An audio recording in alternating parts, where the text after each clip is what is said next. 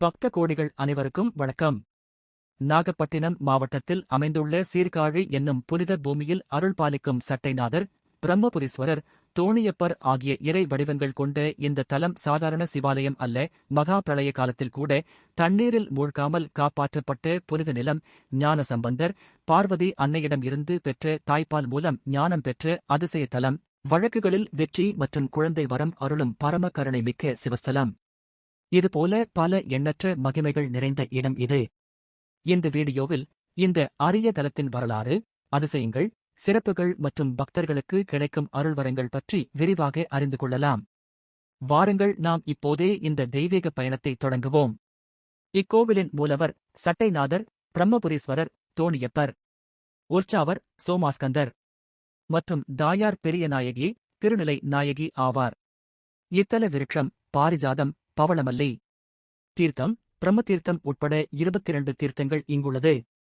1000 முதல் 2000 ஆண்டுகள் பழமையானது இக்கோவில்.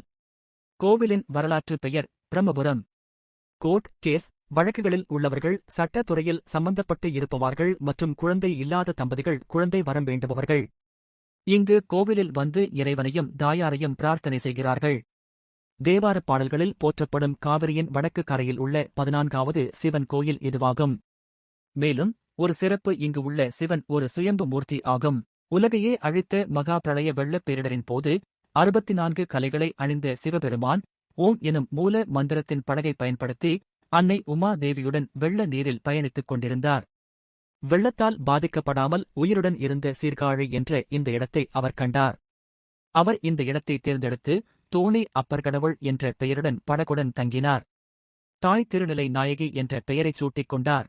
பிரம்மா இங்கு சிவபெருமானே லிங்கபிரம்ம புரீஸ்வரர் வடிவில் பெருமை மற்றும் ஆணவத்தை அழைக்கும் சட்டினநாதராக வழிபட்டார். பிரம்மா, விஷ்ணு, சிவன் என 3 வடிவங்களில் இறைவன் இங்கு அருள்பாலிக்கிறார். அவர்கள் குழந்தை ஞானசம்பந்தருக்கு தரிசனம் அளித்தனர். இந்த இடம் குருமூர்த்தியாக போற்றப்படுகிறது. பைரவ குணங்களால் பக்தர்களுக்கு அருள்பாலிக்கும் உயர்ந்த நிலையில் சட்டைநாதர் உள்ளார். மகாபலி சக்கரவர்த்தியை தண்டித்ததற்காக விஷ்ணு பகவான் பாதகமான தோஷங்களை சந்திக்க வேண்டியிருந்தது. சிவனும் விஷ்ணுவும் வேறு வேறு அல்ல, ஒன்று என்பதை நிரூபிக்க சிவபெருமான் விஷ்ணுவின் தோலை சட்டையாக அணிந்திருந்தார். சிவபெருமான் விஷ்ணுவை அழித்து தனது தலையில் பூக்கள் அணிவதை நிறுத்தியதால் அன்னை மகாலட்சுமி இதை தவறாக புரிந்து கொண்டார். கோயிலில் உள்ள வழக்கப்படி இந்த கோயிலுக்கு வரும் பெண்கள் தலையில் பூக்கள் அணிவதை தவிர்க்கிறார்கள். ஆண்கள் சட்டை இல்லாமல் கோயிலுக்கு வர வேண்டும். சிவபெருமான் அனைத்து சட்டங்களுக்கும் உச்ச தலைவராக இருப்பதால் அவர் சத்தநாதர் என்று புகழப்படுகிறார். எனவே வழக்குகளில் ஈடுபடும் மக்கள் தங்கள் வழக்குகளில் வெற்றி பெற அவரது ஆசியைப் பெறுகிறார்கள். மகா பிரளய காலத்தில் பார்வதிக்கு இறைவன் ஆன்மீக பாடங்களை கற்பித்த இடம் சீர்காழி. மேலும் இது 11வது சக்தி பீடமாகும். இங்கு அன்னை மகாலட்சுமியாக அருள்பாலிக்கிறார். இங்கு வழிபடுவது பக்தர்களை பெருமை மற்றும் ஆணவத்திலிருந்து விடுவிக்கிறது. கைலாய மலையைப் போலவே பிரம்மா சரஸ்வதி, சிவன் பார்வதி, விஷ்ணு மகாலட்சுமி மற்றும் ஊர்வல தெய்வம் கருவறையிலிருந்து பக்தர்களுக்கு அருள்பாலிக்கும் ஒரே கோயில் சீர்காழி. காசி வாரணாசியைப் போலவே சீர்காழியும் பைரவர் முக்கியத்துவம் வாய்ந்த இடமாகும்.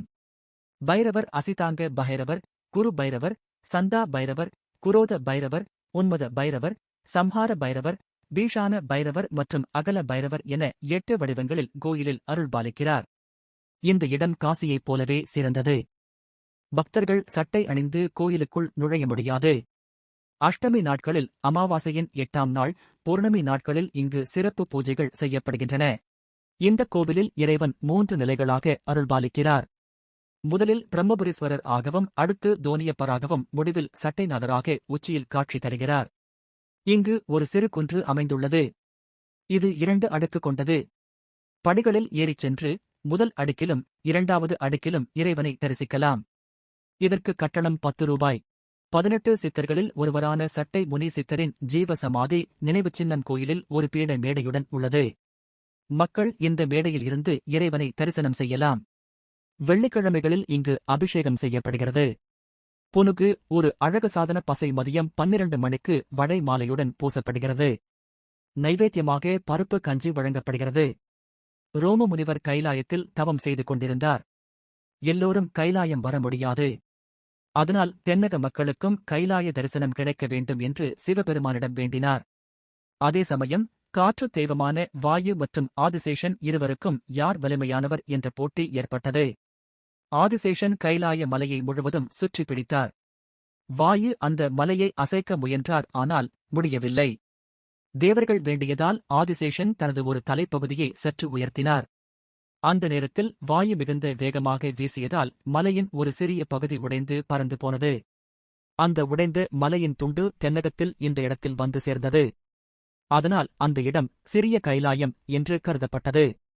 அதாவது கைலாயத்தின் சக்தி இங்கு இருக்கிறது என்று நம்பப்படுகிறது. காலவித்து என்ற மன்னனுக்கு குழந்தை இல்லை. தனக்கு குழந்தை இல்லாததால் சோகமாக இருந்தார். அவர் அந்த சிறிய கைலாயமான இங்கு வந்து சிவனை வழிபட்டார். அவருக்கு குழந்தை வரமும் கிடைத்தது. இது 3 நிலை மலைக்கோயில். பிரம்மா புரீஸ்வரர் மற்றும் திருமலை நாயகி ஆகியோர் அடிவாரக் கோயிலிலிருந்து பக்தர்களுக்கு அருள்பாலிப்பர். இது லிங்கமூர்த்தம் என்று போற்றப்படுகிறது. இங்கு ஒரு நாளைக்கு 6 பூஜைகள் செய்யப்படுகின்றன. பிரம்மா மூர்த்திகளில் நான் தான் சிறந்தவர் என்று நினைத்து பெருமை கொண்டார். அவருக்கு ஒரு பாடம் கற்பிக்க பிரணவ மந்திரத்தை இறைவன் மறக்கச் செய்தார். தனது முட்டாள்தனத்தை உணர்ந்த பிரம்மா இங்கு சிவனை வழிபட்டு அவரது நினைவை மீட்டெடுக்கிறார். பிரம்மா இங்கு வழிபட்டதால் இந்த இடம் பிரம்மாபுரம் என்றும் இறைவன் பிரம்மா புரீஸ்வரர் என்றும் அழைக்கப்படுகிறது. நடுவில் உள்ள கோயிலில் உமாதேவியும் மகேஸ்வரரும் பக்தர்களுக்கு அருள்பாலிக்கிறார்கள். அவர் தோணி அப்பர் என்றும் போற்றப்படுகிறார். இந்த கோயிலில் 4 பூஜைகள் செய்யப்படுகின்றன. மலையின் இந்த பகுதி தோணி மலை என்று அழைக்கப்படுகிறது. சிவபாத ஹிருதயருக்கும் பகவதி அம்மைக்கும் பிறந்தவர் சைவ குருக்களில் ஒருவரான திருஞான சம்பந்தர் ஆவார். அவர் முருகனின் அவதாரமாக கருதப்படுகிறார். இளைய பிள்ளையர் இளைய மகன் என்று போற்றப்படுகிறார்.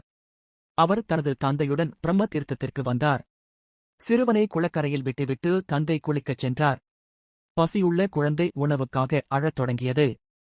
இதைக் கண்ட சிவபெருமான் பார்வதியிடம் சிறுவனுக்கு உணவளிக்கச் சொன்னார். தாய் பார்வதி தேவி சிறுவனுக்கு பால் ஊட்டியது மட்டுமல்லாமல் பாலில் ஞானத்தையும் கலந்து கொடுத்தார். சிறுவனான சம்பந்தர் மகிழ்ச்சியடைந்து குளத்தின் படிகளில் முகத்தில் பால் புள்ளிகளுடன் அமர்ந்தார்.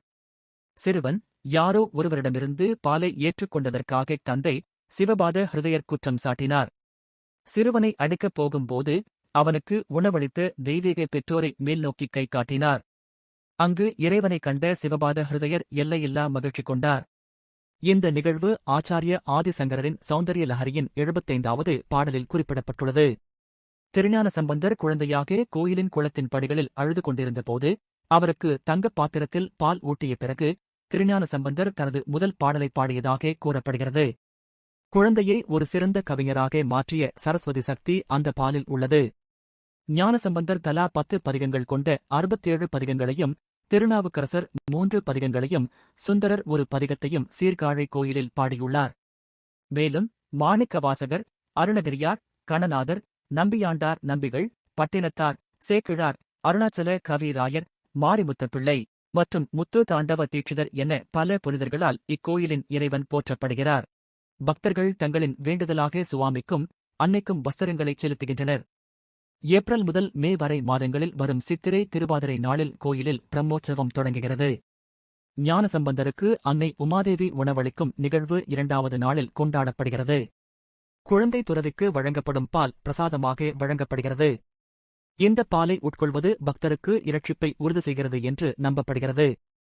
தமிழ் மாதங்களின் முதல் நாள் சித்திரை, ஆடி, ஐப்பசி, தை மற்றும் கார்த்திகை தீபம், மார்கழி திருவாதிரை மற்றும் சிவராத்திரி ஆகிய நாட்களில் மலைக்கோயிலில் உள்ள உமா மகேஸ்வரருக்கு எண்ணெய் அபிஷேகம் செய்யப்படுகிறது. ஆடி பூரம், நவராத்திரி, தை அமாவாசை, வைகாசி மூல நட்சத்திரம், ஆனி ரோகிணி நட்சத்திரம் மற்றும் ஐப்பசியில் சதயம் நட்சத்திரம் ஆகிய நாட்களில் சிறப்பு பூஜைகள் செய்யப்படுகின்றன. தினமும் காலை 6 மணி முதல் மதியம் 1 மணி வரையிலும், மாலை 4 மணி முதல் இரவு 9 மணி வரையிலும் திறந்திருக்கும். இதன் முழு முகவரி ஸ்ரீ சத்திநாத சுவாமி கோயில், சீர்காழி 609-110, நாகப்பட்டினம் மாவட்டம். பக்தர்கள் அனைவருக்கும் சீர்காழி சட்டைநாதரின் அருளும் ஆசியும் கிடைக்க வேண்டுமென இறைவனை வேண்டி பிரார்த்தித்து இந்த வீடியோவை நிறைவு செய்கிறோம். மேலும் உங்களுக்கு இந்த வீடியோ பிடித்திருந்தால் ஒரு லைக் மற்றும் ஷேர் செய்து சேனலை சப்ஸ்கிரைப் செய்யவும். நன்றி, வணக்கம்.